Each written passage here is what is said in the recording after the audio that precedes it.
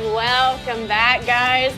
Isn't it such a relief not to see the first alert weather day sting on there? Oh my God, my day. Your first time since you've been on the mornings that it's not been a first alert weather day. Literally, I woke up today, there were like butterflies flying around, a rainbow formed above my head. I was like, it's not a first alert weather day. It's not a first alert weather day. Some gentle music came in. Yeah.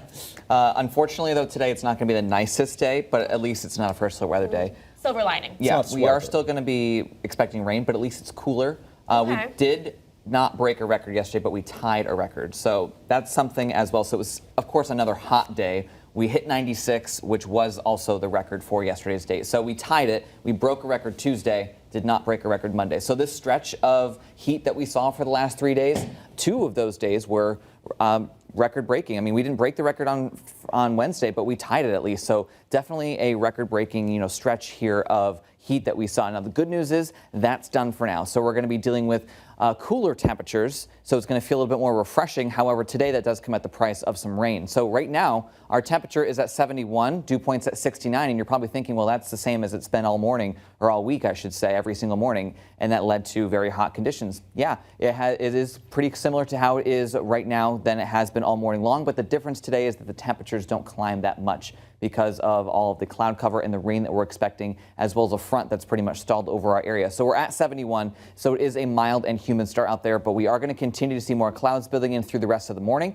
And then so by, say, around 9, 10, 11 o'clock, we'll also see a couple of showers start working into our area. And then later on this afternoon, we will see some periods of rain and some embedded downpours as well. Look at the temperatures, not really climbing all that much. By the time we're right around 2 p.m., we're on either side of 70. So it's going to be a cooler day, but it's going to be unsettled. Still muggy at times, though, and we are going to be dealing with those periods of rain at times pretty much through the rest of the day, into the evening, and through the overnight hours as well. So once the rain starts to get going later on this morning, it's just going to continue to rain for the remainder of the day today and into tonight. By tomorrow morning around this time, we are still going to be dealing with some showers. Temperatures are going to be right around 60 to 64.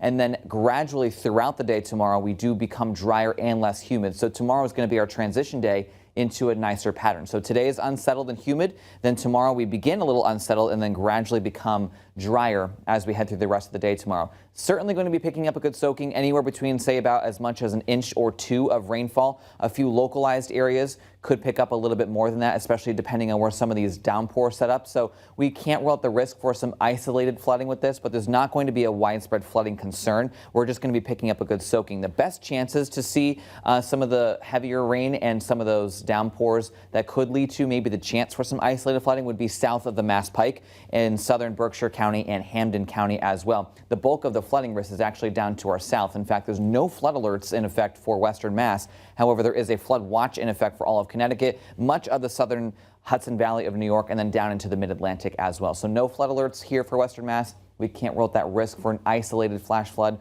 or anything like that, especially in poor drainage areas, but we're not expecting to see widespread flooding. It's mainly just a soaking rainfall. Your satellite and radar shows mainly cloudy skies. The rain is just off to our west, so within the next few hours or so, it will begin to rain. And you can see that this is our area of low pressure and front that's going to be bringing us this rainfall. So we have this front that's basically stalled over our area, so this is what's going to continue to bring us this unsettled weather for the entire day. Low pressure forms and rides along this frontal boundary, and that's what's going to continue to bring us the rain for tonight and into the first part of tomorrow as well. As it very slowly moves offshore, we're going to gradually become nicer throughout the day tomorrow. So we begin with a few showers in the morning, and then we'll gradually dry things out. The sun will start to come out by the end of the day, and then by Saturday, high pressure builds in. We're less humid and mostly sunny, so it's going to be a very nice looking forecast for the day on Saturday. So again, about 1 to 2 inches of rainfall are possible, and then as we head into the weekend, very nice. In fact, probably one of the nicest weekends we've seen so far this summer. Low humidity, temperatures between 80 and 85 with mostly sunny skies.